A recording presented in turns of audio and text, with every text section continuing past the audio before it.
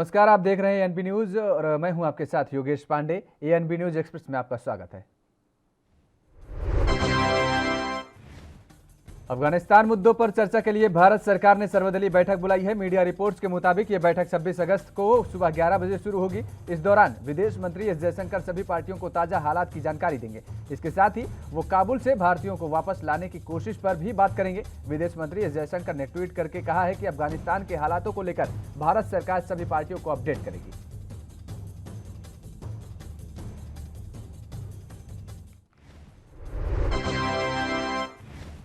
जानकारी के मुताबिक अफगानिस्तान पर तालिबान के प्रवक्ता जबीहुल्लाह मुजाहिद ने कहा है कि अफगानिस्तान में राजनीतिक नेताओं के साथ साथ नई सरकार के गठन पर बातचीत चल रही है। जल्द ही एक नई सरकार की घोषणा की जाएगी। तालिबान के राजनीतिक कार्यशाला में सदस्यों ने शनिवार को काबुल में पूर्व राष्ट्रपति हामिद करजाई और राष्ट्रीय सलाहकार के लिए उच्च परिषद के प्रमुख अब्दुल्ला समेत कई राजनेताओं के साथ मुलाकात की।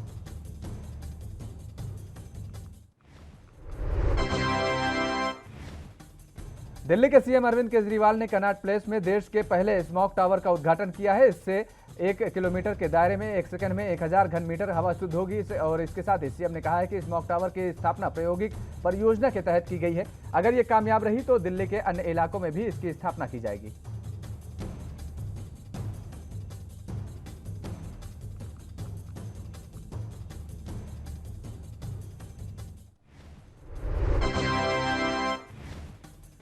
जानकारी के मुताबिक देश में यह पहला स्मॉग टावर है। इसमें प्रदूषण से लड़ने में काफी मदद मिलेगी। ये टावर अमेरिका से आयात की गई है और इसमें खास तकनीकी का इस्तेमाल किया गया है। ये टावर करीब 24 मीटर ऊंचा है, जिसकी क्षमता 1000 क्यूबिक प्रति मीटर सेकेंड है, यानी कि ये काफी तेजी से आसपास की हवा को साफ कर सकता है और इसकी शुरुआत पायलट प्रोजेक्ट के तौर पर की गई है।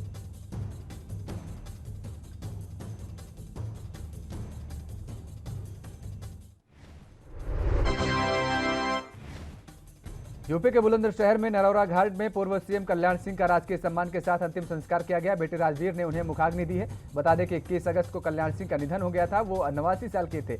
वो बीमारी के चलते करीब 1.5 महीने से अस्पताल में भर्ती थे और उनके अंतिम संस्कार में सीएम योगी, गृहमंत्री अमित शाह और रक्षा मंत्री राजनाथ सिंह समेत कई बड़े नेता शामिल हुए।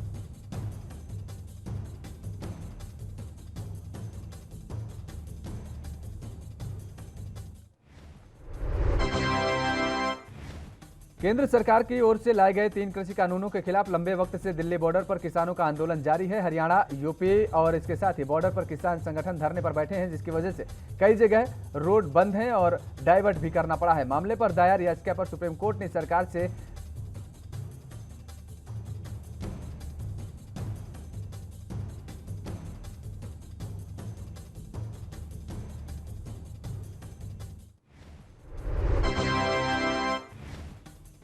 जानकारी के मुताबिक नोएडा के एक निवासी ने सड़क जाम से आने वाली दिक्कत के बाद किसान आंदोलन के खिलाफ सुप्रीम कोर्ट में याचिका दायर की थी। सुनवाई के दौरान सुप्रीम कोर्ट ने कहा है कि हमने राज्य सरकार की ओर से दाखिल शपथ पत्र देखा है, आप समाधान क्यों नहीं कर सकते हैं। उनके पास विरोध करने के अधिकार हैं, लेकिन ट्रैफिक को बाधित नहीं किया जा सकता है।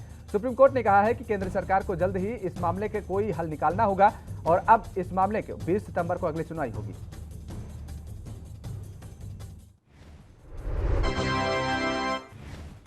पंजाब कांग्रेस अध्यक्ष नवजोत सिंह सिद्धू के 2 सलाहकारों प्यारेलाल गर्ग और मलविंदर सिंह माली की कथित विवादित टिप्पणियों पर और पूर्व पीएम इंदिरा गांधी का कार्टून शेयर किया गया है। इसे लेकर प्रभारी हरीश रावत ने कहा है कि उन्होंने इस पर जवाब मांगा है। सिद्धू जी और दूसरे नेताओं ने कहा है कि बयानों को तोड़ मरोड़ कर पेश किया गया है, जिसमें चुनाव के वक्त राजनीतिक लाभ लिए जाने की संभावना है। हरीश रावत ने कहा है कि एक बात मैं पार्टी की तरफ से साफ कर देना चाहता हूं कि जम्मू कश्मीर भारत का अविभाज्य अंग है, किसी को भी इस पर शंका करने की कोई जरूरत नहीं। पश्चिम बंगाल की सीएम बने रहने के लिए टीएमसी सुप्रीमो ममता बनर्जी का नवंबर माह के पहले विधायक बनना जरूरी है। सोमवार को सीएम ममता बनर्जी ने फिर चुनाव आयोग से जल्द विधानसभा उपचुनाव कराने की मांग की है। इस बाबत जल्द ही टीएमसी का एक प्रतिनिधिमंडल चुनाव आयोग से मुलाकात करेगा और चुनाव आयोग से जल्द विधानसभा उपचुनाव कराने की मांग करेगा।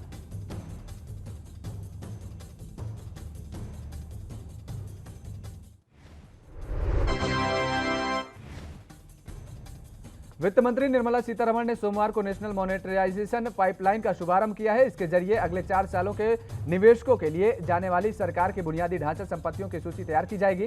वित्त मंत्रालय का लक्ष्य इसके जरिए 6 लाख करोड़ रुपए जुटाना है। वित्त मंत्री निर्मला सीतारमण ने कहा है कि राष्ट्रीय मुद्रीकरण पाइपलाइन के तहत भूमि का मुद्रीकरण नहीं किया जाएगा, केवल ब्राउन फील्ड संपत्ति का मुद्रीकरण किया जाएगा। इस अवसर पर नीति आयोग के सीईओ अमिताभ कांत ने कहा है कि हम नेशनल मॉनेटाइजेशन पाइपलाइन की सफलता के लिए सरकार पूरी तरह प्रतिबद्ध है।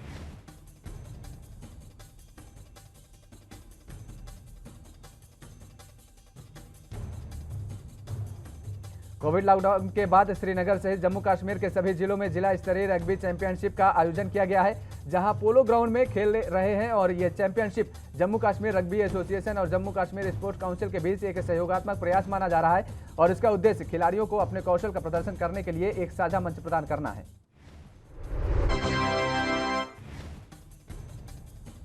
श्रावण पूर्णिमा रक्षाबंधन के दिन अमरनाथ की पवित्र गुफा में चढ़ी मुबारक पूजा के साथ वार्षिक यात्रा संपन्न हो गई है। कोरोना संक्रमण की वजह से केवल सांकेतिक तौर पर यात्रा का आयोजन किया गया। महंत और पुजारियों के साथ ही पुलिस और प्रशासन भी मौजूद रहा। शिव भक्तों ने पवित्र गुफा में दर्शन घर के लिए किए।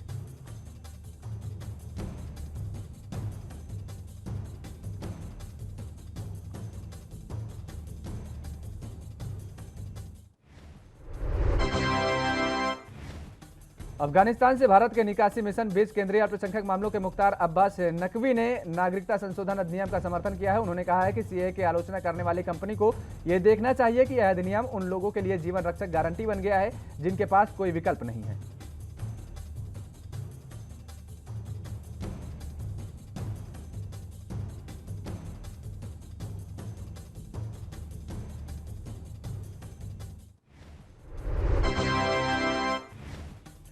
सोशल मीडिया पर एक राष्ट्र विरोधी पोस्ट करने के आरोप में उज्जैन पुलिस ने 19 वर्षीय एक युवक के खिलाफ राष्ट्रीय सुरक्षा अधिनियम लगाया है। उज्जैन पुलिस अधीक्षक सत्येंद्र कुमार शुक्ला ने कहा है कि हमने देश के खिलाफ आपत्तिजनक सोशल मीडिया पोस्ट करने के लिए एक व्यक्ति को खिलाफ राष्ट्रीय सुरक्षा अधिनियम लगाया और आरोपी को गिरफ्तार भी कर लिया।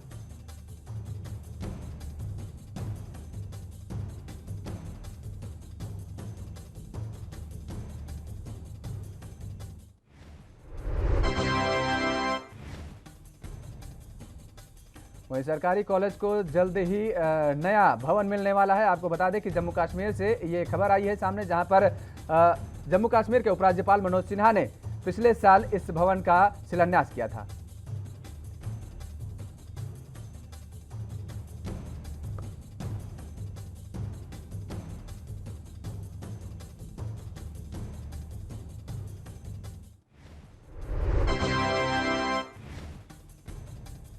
वहीं आपको बता दें कि छत्तीसगढ़ के मुख्यमंत्री भूपेश बघेल का जन्मदिन था, जिस मौके पर प्रधानमंत्री नरेंद्र मोदी ने भूपेश बघेल को ट्वीट करके उन्हें बधाई और शुभकामनाएं दी हैं।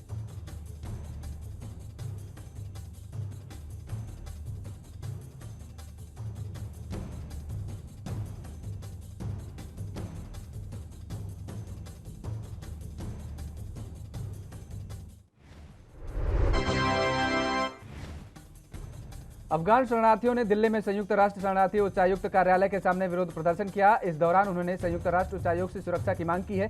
प्रदर्शनकारियों ने भारत सरकार से उन्हें शरणार्थियों का दर्जा प्रदान करने की भी अनुरोध किया है, क्योंकि वे लंबे समय से भारत में रह रहे हैं। प्रदर्शनकारियों में से एक ने कहा, भारत में 21,000 से अधिक अफगानी शरणार्थी हैं, जिनका अब अफगानिस्तान लौटने का कोई कारण नहीं बनता।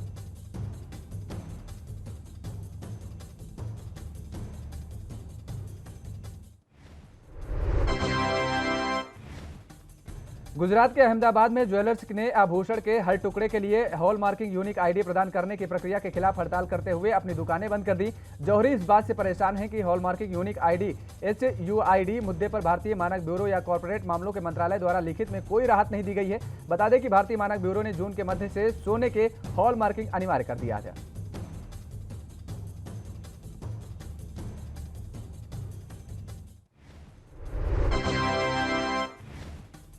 पाकिस्तान अपनी नापाक हरकत से बाज नहीं आ रहा है। जम्मू कश्मीर में अशांति फैलाने के लिए लगातार आतंकवादी गतिविधियों को अंजाम दिया जा रहा है। घाटी में आतंकियों की ओर से नेताओं को भी निशाना बनाया जा रहा है। घाटी में सोमवार को भारतीय सेना को बड़ी सफलता मिली है। श्रीनगर में सुरक्षा बलों ने लश्कर के 2 शीर्ष कमांडर को मार गिराया है। और बता दें कि ये पहले बार नहीं है, जबकि इसके पहले भी इंडियन आर्मी ने कई आतंकवादियों को ढेर कर दिया है।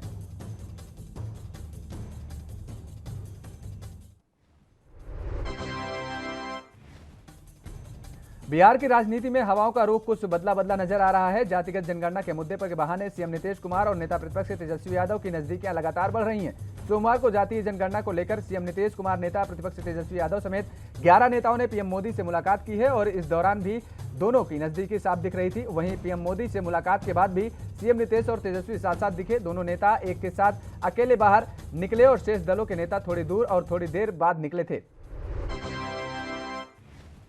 प्रधानमंत्री से मिलने के बाद बाहर निकलने के सीएम नीतीश कुमार ने और तेजस्वी यादव एक ही सुर में बात करते हुए नजर आए। दोनों ने कहा है कि पीएम मोदी ने प्रतिनिधिमंडल से मुलाकात की है और गौर से सुना भी है उनकी बातों को। अब उन्हें इस पर फैसला लेना है और उनके निर्णय का इंतजार है। इस दौरान तेजस्वी यादव ने जब नीतीश कुमार के साथ बढ़ रही नजदीकियों को लेकर सवाल किया गया तो उन्होंने मुस्कुराते हुए जवाब दिया कि राष्ट्रीय हित और विकास के मुद्दों पर विपक्ष हमेशा सरकार के साथ खड़ी है।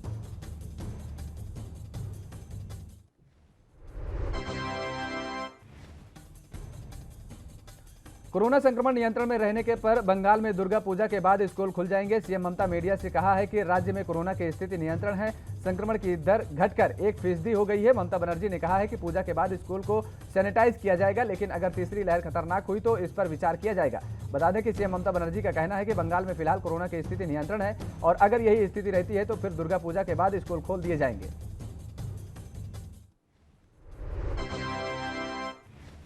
केंद्रीय मंत्री अनुराग ठाकुर ने कांग्रेस पर जमकर निशाना साधा। उन्होंने कहा है कि पुरानी सरकारों के समय 40-40 साल बाद वैक्सीन के इंजेक्शन भारत में आते थे और उस तरह से सरकार आज होती तो कोविड वैक्सीन आपको आज नहीं मिल पाती। आत्मनिर्भर भारत के तहत 9 महीनों में 4 देश के कोविड वैक्सीन बना पाए हैं, हमने उसमें से भारत भी शामिल है।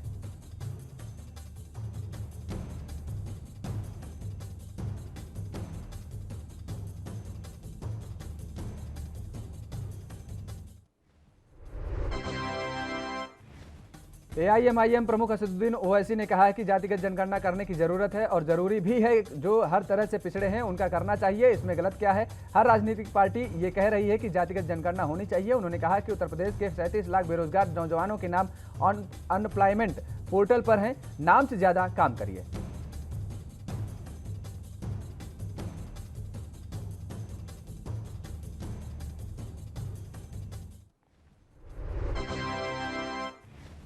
महाराष्ट्र के पूर्व सीएम देवेंद्र फडणवीस ने कहा है कि देश की 15 सरकारें पत्रकारों के फ्रंटलाइन वर्कर घोषित करती हैं। हम हमेशा कहते हैं कि महाराष्ट्र पूर्वगामी है, पता नहीं इस मामले में कहां अटका हुआ है। मेरी सीएम से अपील है कि महाराष्ट्र में पत्रकारों को तुरंत फ्रंटलाइन वर्कर घोषित किया जाए।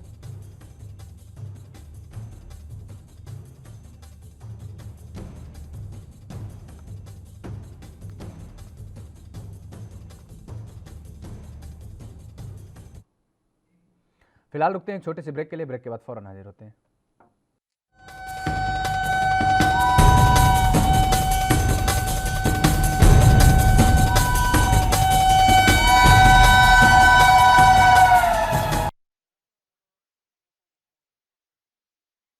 ब्रेक के बाद एक बार फिर आप सभी का स्वागत है। एएनबी न्यूज एक्सप्रेस में खबरों में आगे बढ़ेंगे।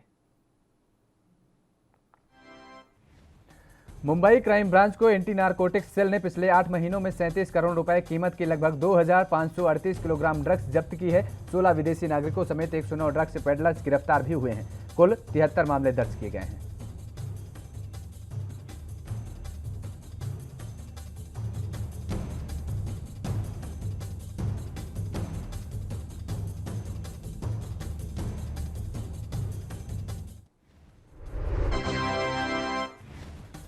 कोलकाता में कुछ दिन पहले कोविशील्ड वैक्सीन भारी कमी थी, लेकिन अब लोगों को कोविशील्ड वैक्सीन आसानी से मिल रही है। लोगों ने कहा है कि 8 से 9 दिन पहले ये समस्या थी, लेकिन अब कोविशील्ड वैक्सीन आसानी से उपलब्ध हो रही है।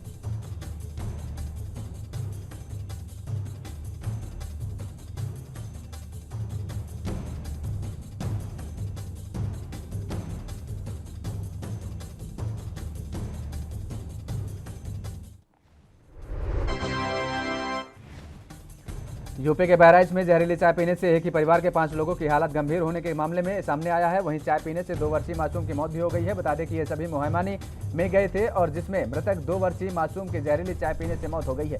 बता दें कि घर की बड़ी बहू ने जहरीली चाय बनाई थी, जिसमें 2 मेहमानों समेत कुल 5 लोगों ने जहरीली चाय पी थी।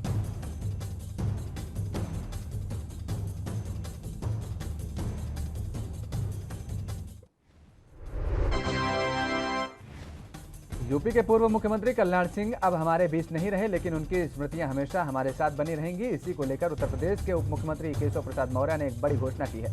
उन्होंने कहा कि अयोध्या में राम जन्मभूमि परिसर जाने वाली सड़क का नाम कल्याण सिंह के नाम पर होगा। साथ ही प्रदेश के कई जिलों में सड़क के नाम भी पूर्व मुख्यमंत्री के नाम पर होंगे।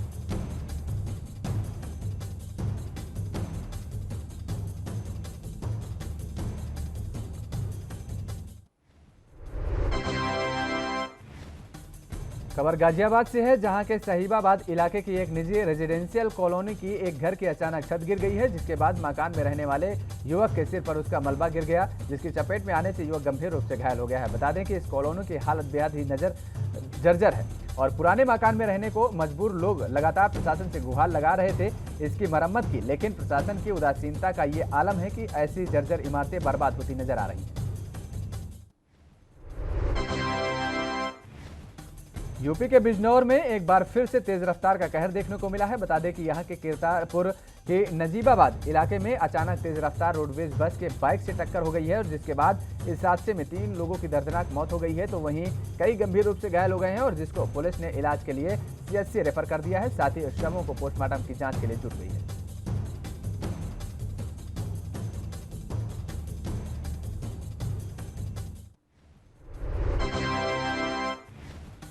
उत्तराखंड विधानसभा का मानसून सत्र आज से शुरू हो गया है। 5 दिवसीय सत्र हंगामेदार रहने का आसार है। सत्र के पहले दिन दिवंगत विधायकों को सदन में श्रद्धांजलि दी गई। सत्र के दौरान कोविड प्रोटोकॉल का पालन कर विधायकों के बैठने के साथ सुरक्षा व्यवस्था को लेकर पुख्ता इंतजाम किए गए।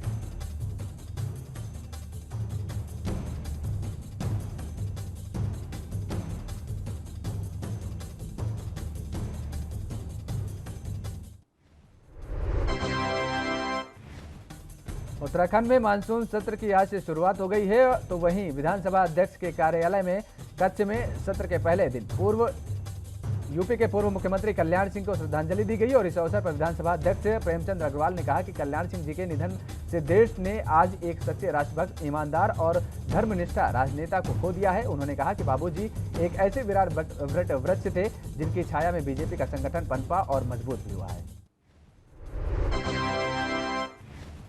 उत्तराखंड के सीएम पुष्कर सिंह धामी ने उत्तराखंड के राजीव नगर में राजकीय प्राथमिक विद्यालय में कोविड-19 वैक्सीनेशन कैंप का शुभारंभ किया है। इस अवसर पर केंद्रीय रक्षा राज्य मंत्री अजय भट्ट और सूबे के स्वास्थ्य मंत्री डॉक्टर धन सिंह रावत भी मौजूद रहे। कार्यक्रम में सीएम ने कहा है कि प्रधानमंत्री नरेंद्र मोदी के नेतृत्व में दुनिया का सबसे बड़ा वैक्सीनेशन अभियान भारत में चल रहा है। उत्तराखंड में 4 माह के भीतर 100% वैक्सीनेशन कर दिया जाएगा।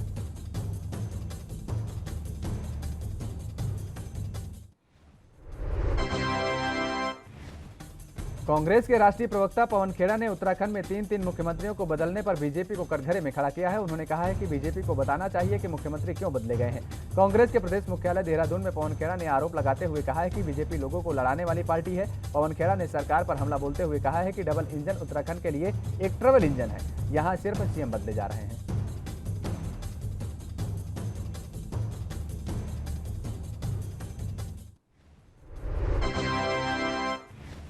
उत्तराखंड में सोमवार से विधानसभा का मानसून सत्र शुरू हो गया है। ऐसे में अपनी विभिन्न मांगों को लेकर यूकेडी के कार्यकर्ताओं ने विधानसभा का कूच किया। इस दौरान के विधानसभा घेराव करने पहुंचे प्रदर्शनकारियों को पुलिस ने रिस्पना पुल के पास से लगे बैरिकेडिंग से रोक लिया है, जहां प्रदर्शनकारियों और पुलिस के बीच काफी नोकझोंक भी हुई। इस दौरान कार्यकर्ताओं ने बैरिकेड पर चढ़कर उसे पार करने की कोशिश भी की, जिसके बाद नारेबाजी करते हुए उपरांत के कार्यकर्ता सड़क पर ही बैठ गए।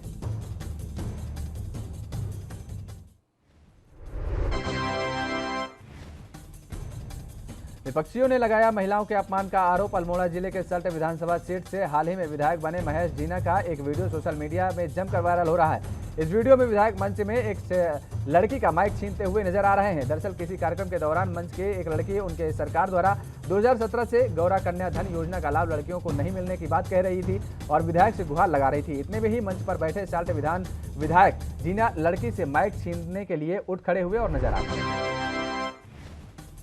प्रदेश में चुनाव के कुछ ही महीने बचे हुए हैं और ऐसे में सभी पार्टियां सक्रिय हो गई हैं। सत्ताधारी भाजपा जहां विकास को लेकर लोगों के बीच जा रही है, तो वहीं अब कांग्रेस अब युवाओं को साधने में लग गई है, जिसको लेकर अल्मोड़ा में 150 युवाओं ने कांग्रेस का दामन थाम लिया। जिसको लेकर वरिष्ठ कांग्रेसी नेता प्रशिक्षक कांग्रेस प्रकोष्ठ बिट्टू कर्नाटक ने बताया कि इस बार युवाओं का झुकाव कांग्रेस की ओर है। लगातार बड़ी संख्या में युवा कांग्रेस पार्टी का दामन थाम रहे हैं।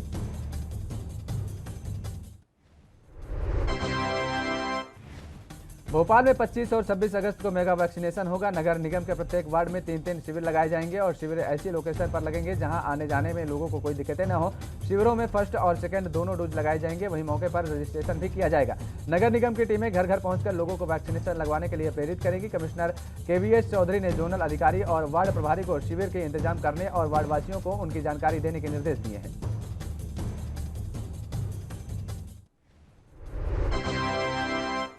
कोविड के चलते हाई स्कूल व इंटरमीडिएट में मिले प्रमोशन के जबलपुर संभाग के 1273 से अधिक बच्चे संतुष्ट नहीं हैं। 6 सितंबर से शुरू हो रहे परीक्षा में जबलपुर संभाग में 490 छात्र हाई स्कूल की तो 783 छात्र इंटर की परीक्षा देंगे। इसमें सबसे अधिक छात्र छात्राएं जबलपुर जिले की हैं तो वहीं सबसे कम मंडला के हिंडोरी जिले की हैं। माध्यमिक शिक्षा मंडल की ओर से जारी किए गए बोर्ड परीक्षा के परिणामों से असंतुष्ट छात्र छात्राओं के लिए लिखित परीक्षा का अवसर उपलब्ध कराया जा रहा है। MP के जबलपुर में कोविड के चलते हाई स्कूल और इंटरमीडिएट में मिले प्रमोशन से जबलपुर संभाग के 1273 से अधिक बच्चे संतुष्ट नहीं हैं। 6 सितंबर से शुरू हो रहे परीक्षा में जबलपुर संभाग में 490 छात्र हाई स्कूल की तो 783 छात्र इंटर की परीक्षा देंगे और इसमें सबसे अधिक छात्र छात्राएं जबलपुर जिले की हैं तो सबसे कम मंडला व डिंडोरी जिले के हैं।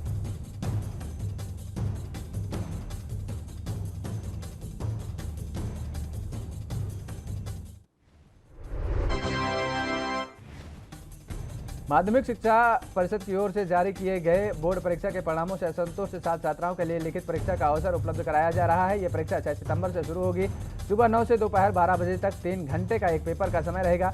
यहाँ बताते चले कि कोविड के चलते इस बार छात्र छात्राओं को जनरल प्रमोशन देकर पास कर दिया गया था। वहीं ये भी विकल्प दिया गया है कि जो छात्र छात्रा इस परिणाम से संतुष्ट नहीं है उन्हें फिर से परीक्षा देने का अवसर मिलेगा।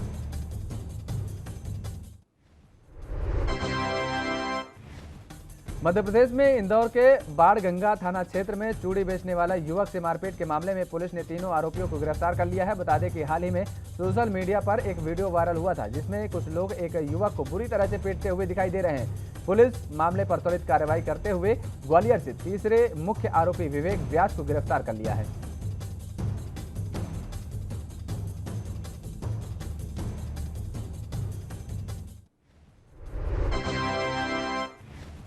बता दें कि आरोपी दिल्ली भागने की फिराक में था। वहीं पुलिस को पूछताछ में बड़ी खुलासा हुआ है। पुलिस को चूड़ी बेचने वाले युवक के पास 3 पहचान पत्र मिले हैं। गौरतलब है कि तीनों पहचान पत्र में अलग अलग पहचान मिली है जिस पर पुलिस फेक पहचान पत्र मामले की जांच में जुट गई है।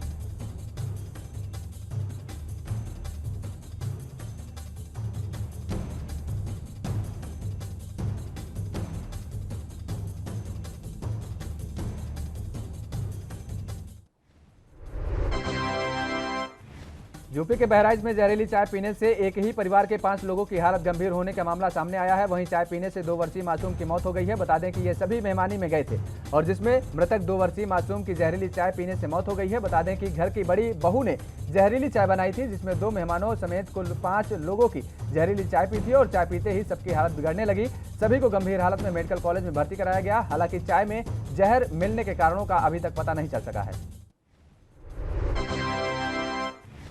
दिल्ली के जहांगीरपुरी इलाके में आम आदमी पार्टी के कार्यकर्ताओं ने बीजेपी के खिलाफ विरोध प्रदर्शन किया। सड़कों पर निकाला, मार्च भी निकाला।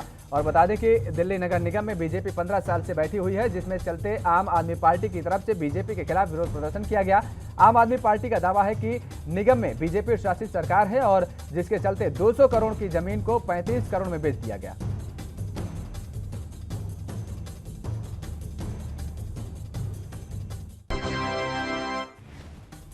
बता दें कि यह जमीन नोवेल्टी सिनेमा की बताई जा रही है और इसके बारे में आम आदमी पार्टी के कार्यकर्ता का कहना है कि इस जमीन को आपस में ही नेताओं ने खरीद लिया है जबकि इसकी कीमत करीब 200 करोड़ बताई जा रही है। लेकिन बीजेपी शासित दिल्ली नगर निगम देश में घोटाला करके ऐसे 35 करोड़ में ही भेज दिया है।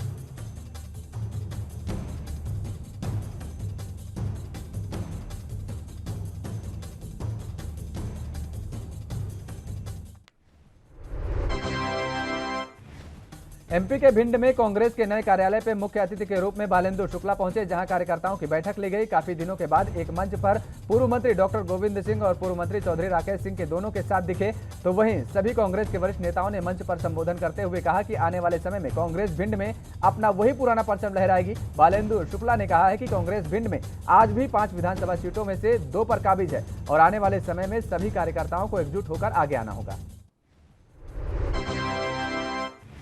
हरियाणा के हिसार में ऑनलाइन नौकरी के नाम पर ठगी करने वाले एक गिरोह का भंडाफोड़ किया गया है। Hisar cyber crime police team ने 3 आरोपियों को गिरफ्तार किया है। ये तीनों आरोपी ऑनलाइन नौकरी के नाम पर हिसार के 2 लोगों से हजारों रुपए ठग रहे थे और ठगे गए लोगों की शिकायत पर पुलिस ने ये कार्रवाई की है। इस पूरे मामले के कुछ लोग ऑनलाइन नौकरी निकालते थे। आवेदन देने वाले को नौकरी के बहाने जो काम दिया जाता था उसमें कोई ना कोई कमी निकाली जाती थी। कमी निकालकर उसे कोर्ट केस का भय दिखाकर ये गिरोह बेरोजगार युवक के युवतियों से हजारों रुपए ठग लेता था।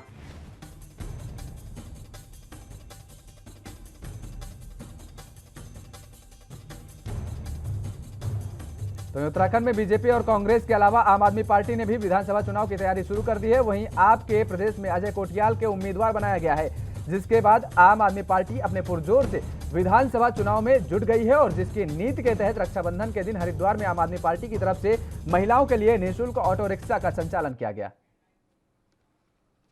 एएनबी न्यूज एक्सप्रेस में फिलहाल मेरे साथ इतना ही। बाकी खबरों के लिए आप बने रहिए एएनबी न्यूज के साथ।